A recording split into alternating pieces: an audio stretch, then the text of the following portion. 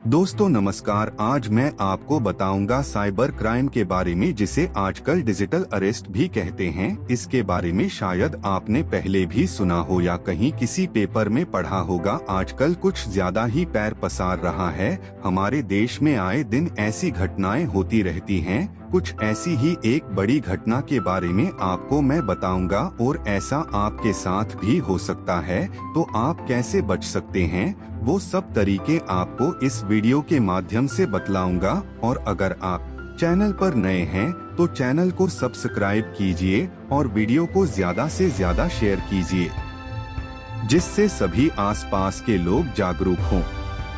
तो चलिए शुरू है। हरियाणा के पानीपत शहर की, जिसमें साइबर ठगों ने मनी लॉन्ड्रिंग केस का डर दिखा रिटायर्ड अधिकारी को डिजिटल अरेस्ट कर लिया। उसे भरोसा दिलाने के लिए व्हाट्सएप पर अरेस्ट वारंट तक भेजा गया। इसके बाद 2 दिन उसे पत्नी के साथ होटल में रखा गया, जहां मोबाइल कैमरा ऑन कराया गया। इसके बाद उसके रुपयों की जांच की बात कही गई। ठगों ने कहा कि वह इन रुपयों को सरकारी खातों में ट्रांसफर कराएं, जिसे ठगों ने अपने फर्जी नाम पते से खुले खातों में मंगवाया और 1.78 करोड़ रुपए ठग लिए। ठगी का पता चलने पर पानीपत पुलिस के साइबर थाने में केस दर्ज किया गया। आइए दोस्तों इसको डिटेल से जानते कि हुआ क्या था। दोस्तों, सुरेश को एक कॉल आता है और कॉल कर कहा गया आपका नाम मनी लॉन्ड्रिंग केस में है। पानीपत के मॉडल टाउन में रहने वाले सुरेश ने पुलिस को दी शिकायत में बताया कि 6 नवंबर को उसके मोबाइल पर एक नंबर से कॉल आया। फिर कुछ देर बाद दोबारा से कॉल आई। दूसरी तरफ से उसे कहा गया कि आपका नाम Sohan Gupta money laundering case में केस 9,22,52,645 में दर्ज है। आपके खिलाफ अरेस्ट वारंट हैं।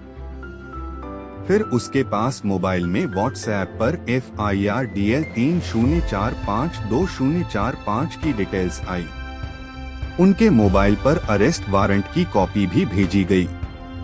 सुरेश के मुताबिक उस समय वह किसी रिश्तेदार की मौत के कारण दिल्ली में था। तब उसने कहा कि वह 11 नवंबर को पानीपत आएगा। इसके बाद 12 नवंबर को दोबारा मोबाइल पर कॉल आई और उसे अरेस्ट वारंट भेजा गया। फोन करने वाले ने धमकाकर उनकी और फैमिली की बैंक डिटेल्स मांगी। फिर 13 नवंबर को उससे उसकी पूरे दिन की पूरी दिनचर्या का विवरण मांगा गया। उसने ये जानकारी उसे लिखित में भेज दी। आरोपी उनके खाते से 6 दिन तक भेजते रहे खातों में रुपए। सुरेश ने बताया 14 से 20 नवंबर तक उसने उनके कहे अनुसार कई बैंक खातों में 1,78,55,000 रुपए RTGS के द्वारा ट्रांसफर किए। ठग यह रकम वेरीफाई करने के लिए सरकारी खाते में जमा कराने के लिए कहते रहे।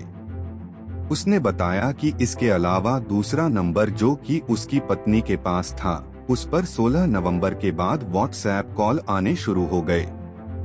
उससे RTGS ट्रांसफर की डिटेल्स मांगी गई। फिर 17 नवंबर को सिक्योरिटी कारणों के लिए अपना घर छोड़कर किसी होटल में रहने के लिए कहा गया।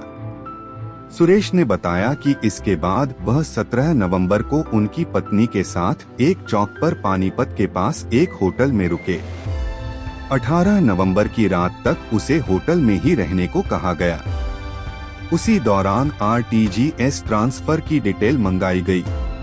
12 नवंबर से आज की तारीख तक उनके पास लगातार कॉल आ रही हैं। उनको लाइव कैमरे पर रहने को कहा जा रहा है। पहले भी उनको ऑनलाइन रखा गया।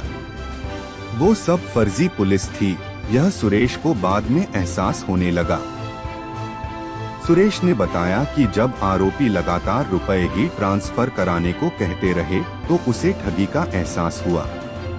उसे पता चला कि फर्जी पुलिस कर्मचारी बनकर व फर्जी कागजातों के आधार पर खुलवाए गए खातों में धोखाधड़ी के तहत उससे ठगी की गई। उन्होंने साइबर सेल को इसकी जानकारी दी।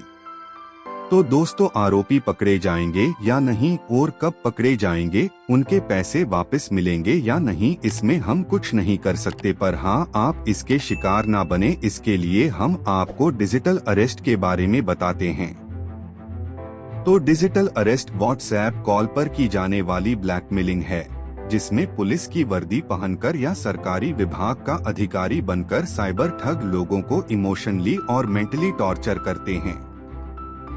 साइबर ठग लोगों को यकीन दिलाते हैं कि उनके या उनके किसी परिजन के साथ कुछ बुरा हो चुका है या होने वाला है। चूंकि सामने बैठा शख्स पुलिस की वर्दी में होता है, तो अधिकांश लोग डर जाते हैं। इसके बाद उनके जाल में फंसते चले जाते हैं। अब हम आपको बताते हैं डिजिटल अरेस्ट की पहचान कैसे कर सकते हैं। पुलिस के मुताबिक डिजिटल अरेस्ट की पहचान करने के लिए सावधान और सतर्क रहने की जरूरत है। अगर आपके पास अनजान नंबर से कोई फोन कॉल आता है, तो आप इन बातों का ध्यान रखें जो आपकी स्क्रीन पर दिख रही हैं। ये सब ध्यान से देखें कि वो किस तरह से अपने काम को अंजाम देते हैं और कैसे लोग उनके शिकार बनते हैं। अब अगला सवाल ये है कि डिजिटल अरेस्ट से बचने के लिए क्या करें। साइबर एक्सपर्ट कहते हैं कि डिजिटल अरेस्ट में साइबर ठगों का सबसे बड़ा हथियार व्हाट्सएप है। व्हाट्सएप वीडियो कॉल के जरिए ही वह लोगों को अपना शिकार बनाते हैं। इसलिए सबसे पहले अपने व्हाट्सएप की सेटिंग्स में कुछ बदलाव करें, जिससे अगर कोई अनजान नंबर से कॉल आए तो आपके पास सिर्फ नोटिफिकेशन पहुंचे। इसके बाद इन बातों का ध्यान रखें। नंबर 1, व्हाट्सएप, फेसबुक या इंस्टाग्राम पर आने वाले किसी भी संदिग्ध कॉल को न उठाएं। नंबर 2, अगर फोन उठा लिया है तो घबराएं नहीं, बस अपनी पर्सनल और फाइनेंशियल जानकारी शेयर न करें। नंबर 3, शुरुआत में शक होने पर तुरंत फोन काट दें। फोन पर लंबी बातचीत करने से बचें। अब सवाल ये है कि व्हाट्सएप पर आने वाले अनजान कॉल को कैसे साइलेंट कर सकते हैं। पिछले कुछ सालों में व्हाट्सएप के अनजान कॉल्स के जरिए स्कैम के मामले तेजी से बढ़े हैं। इसे रोकने के लिए व्हाट्सएप ने एक नया फीचर जोड़ा है। इस फीचर का नाम है अननोन कॉल साइलेंट। इसे ऑन करते ही अननोन और स्पैम कॉल्स ऑटोमेटिक म्यूट हो जाएंगे। हालांकि आपके पास किस नंबर से कॉल आया है, यह नोटिफिकेशन के जरिए पता चल सकेगा। व्हाट्सएप के अननोन कॉल साइलेंट फीचर को ऑन करने के लिए इन स्टेप्स को फॉलो करें। स्टेप 1, सबसे पहले अपने व्हाट्सएप ऐप को ओपन करें। स्टेप 2, इसके बाद ऐप की सेटिंग्स को ओपन करें। स्टेप 3, प्राइवेसी के ऑप्शन पर जाकर क्लिक करें। स्टेप 4, इसके बाद कॉल्स के ऑप्शन पर क्लिक करें।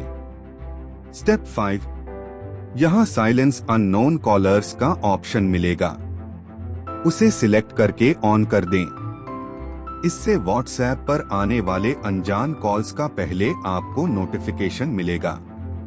अब आपका सवाल होगा कि क्या फेक कॉल्स की ऑनलाइन शिकायत कर सकते हैं? तो जवाब है, व्हाट्सएप पर आने वाले फर्जी कॉल और मैसेज को रोकने को लेकर टेलीकॉम डिपार्टमेंट ने चक्षु पोर्टल लॉन्च किया है। इस पोर्टल पर संदिग्ध मैसेज, कॉल या व्हाट्सएप पर आने वाले स्पैम कॉल्स की शिकायत कर सकते हैं। शिकायत करने के लिए इन स्टेप्स को फॉलो करें। सबसे पहले संचार साथी पोर्टल की ऑफिशियल वेबसाइट पर जाएं। इसके बाद सिटीजन सेंट्रिक सर्विसेज के ऑप्शन पर क्लिक करें। रिपोर्ट सस्पेक्टेड फ्रॉड कम्युनिकेशन पर क्लिक करें। इसके बाद कंटिन्यू फॉर रिपोर्टिंग के ऑप्शन पर जाएं। अब फॉर्म का पेज खुलेगा। इसमें फर्जी कॉल या मैसेज की डिटेल भरें। फॉर्म में एक फ्रॉड लिस्ट होगी। आपकी जो शिकायत है उस ऑप्शन पर क्लिक करें। इसमें फेक कॉल या मैसेज का स्क्रीनशॉट भी अपलोड करें। आखिर में अपना मोबाइल नंबर और नाम लिखें। कैप्चा कोड और OTP वेरिफिकेशन के बाद इसे सबमिट कर दें। इसके अलावा अगर आपको ऐसी ही कोई कॉल या मैसेज आता है जिसमें डरा धमकाकर पैसे की मांग की जाती है, तो इसकी नजदीकी पुलिस स्टेशन या साइबर क्राइम हेल्पलाइन नंबर 1930 पर शिकायत जरूर करें। तो दोस्तों, कैसी लगी जानकारी? इस जानकारी से आप साइबर ठगी से बच सकते हैं। अगर आपको जानकारी अच्छी लगी हो तो इसे शेयर करें और चैनल को सब्सक्राइब करें। धन्यवाद। जय हिंद।